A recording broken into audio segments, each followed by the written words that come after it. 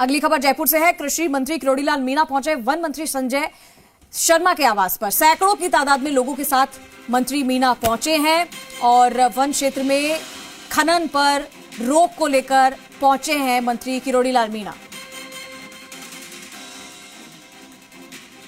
कृषि मंत्री किरोड़ीलाल मीणा पहुंचे हैं वन मंत्री संजय शर्मा के आवास पर। ये तस्वीर आपके सामने है। सैकड़ों की तादाद में लोगों के साथ यहां पर पहुंचे हैं किरोड़ीलाल मीणा। वन क्षेत्र में खनन पर रोक को लेकर पहुंचे हैं।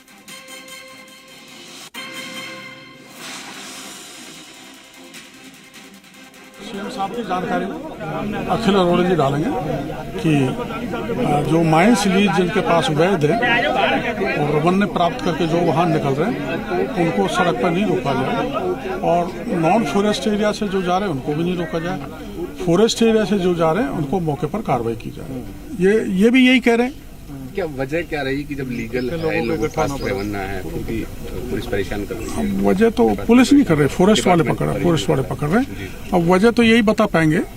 वजह तो आपको पता है, कुछ दिन पहले वहाँ फॉरेस्ट गार्ड की हत्या कर दी थी अवैध बजरी खनन माफियाओं ने, तो उसका थोड़ा फॉरेस्ट वाला में तो रहता ही है। गलत घटना हुई थी कि जो सरकार की सेवाएं दे रहा है उसको हत्या कर दें।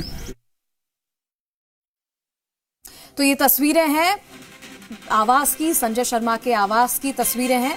दिनेश हमारे सहयोगी हमारे साथ जुड़ चुके, सीधा करेंगे। दिनेश, कृषि मंत्री किरोड़ीलाल मीणा वन मंत्री संजय शर्मा के आवास पर पहुंचे हैं। कई लोग उनके साथ हैं। जो वन क्षेत्र में अवैध खनन हो रहा है उसको रोकने को लेकर यहां पर पहुंचे हैं, क्या जानकारी? बिल्कुल, देखिए, जहां जनहितों के टकराव की बात होती है या आम जनता के हितों की कोई बात होती है, किरोड़ीलाल मीणा अक्सर वहां खड़े होते हैं। और ऐसा ही आज भी देखने को मिला कि धौलपुर क्षेत्र का ये पूरा मामला है, जहां धौलपुर क्षेत्र के लोगों के रेवन्ना होने के बावजूद भी उनके खिलाफ वन विभाग अवैध रूप से कार्रवाई कर रहा था। फॉरेस्ट की इस कार्रवाई से परेशान सैकड़ों की तादाद में लोग मंत्री किरोड़ीलाल मीणा के आवास पे पहुंचे और मंत्री ने आवाज दिया कि इस पूरे मामले पर वो वन मंत्री से बात करेंगे, सरकार से बात करेंगे। और वो सीधा उन लोगों को लेकर वन मंत्री संजय शर्मा के आवास पर पहुंचे। वहां उन्होंने चर्चा की कि भाई इन लोगों के पास माइनिंग को लेकर तमाम दस्तावेज है, पूरा डिपार्टमेंट का रेवन्ना है, तो फिर क्यों इन्हें परेशान किया जाता है, जबरदस्ती क्यों रोका जाता है। संजय शर्मा ने भी आश्वासन दिया मंत्री को उचित कार्रवाई करने का। और उसके बाद वो सीएम के पास आवाज पहुंचाने के लिए सीएम सेक्रेटरी अखिल अरोड़ा के पास पहुंचे। अखिल अरोड़ा को उन्होंने दस्तावेज प्रस्तुत किए, लोगों से मिलवाया, लोगों की समस्या से रूबरू करवाया और आश्वासन मिला। अखिल अरोड़ा ने भी आश्वासन दिया कि अगर जिन लोगों के पास दस्तावेज और कार्रवाई लीगल है तो किसी के खिलाफ किसी तरह की कोई कार्रवाई आगे से नहीं होगी।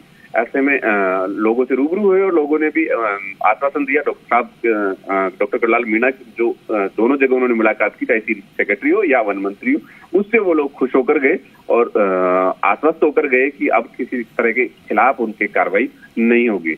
मंत्री मीणा ने मीडिया से रूबरू होते हुए बताया कि पूर्व में डिपार्टमेंट फॉरेस्ट के एक गार्ड को बजरी माफियाओं ने भिड़ंत में उसकी मृत्यु हो गई थी, जिससे वन विभाग के जो कर्मचारी उनमें आक्रोश था, जिस वजह से वो तमाम लोगों के खिलाफ कार्रवाई कर रहे थे। लेकिन इस तरह की अवैध कार्रवाई को रोकने के लिए वो वन मंत्री से और सीएम सेक्रेटरी से मिले हैं और दोनों जगह से आश्वासन मिला है कि जो लोग सही काम कर रहे हैं, लीगल कार्य कर रहे हैं, उन्हें किसी तरह की परेशानी नहीं होगी।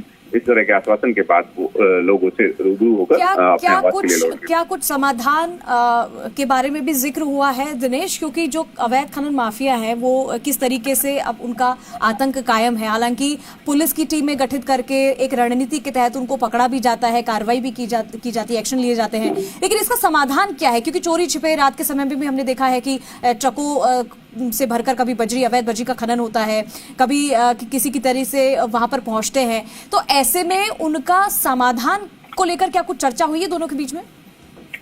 बिल्कुल। तो दरअसल देखिए, मामला ये कह सकते हैं कि अभी का जो पूरा मामला था वो अवैध का नहीं था, वो लीगल का पूरा मामला था कि जिन लोगों के पास लीज है, जो लीजधारी है और जो उस लीज के बावजूद पट्टा रेवन्यू होने के बावजूद वो सप्लाई कर रहे हैं, तो उन लोगों के खिलाफ डिपार्टमेंट कार्रवाई कर रहा था। उन लोगों, क्योंकि डिपार्टमेंट ऑलरेडी आक्रोशित था बजरी माफियाओं के खिलाफ कार्रवाई करने के लिए। बजरी माफियाओं की वजह से डिपार्टमेंट के गार्ड की मृत्यु हो चुकी थी, तो ऐसे में उनके खिलाफ आक्रोश के चलते डिपार्टमेंट के जो लोग हैं वो वैध खनन करने वाले लोगों के खिलाफ भी कार्रवाई कर रहे थे। उनके ट्रैक्टर, उनकी गाड़ियां जब्त कर रहे थे।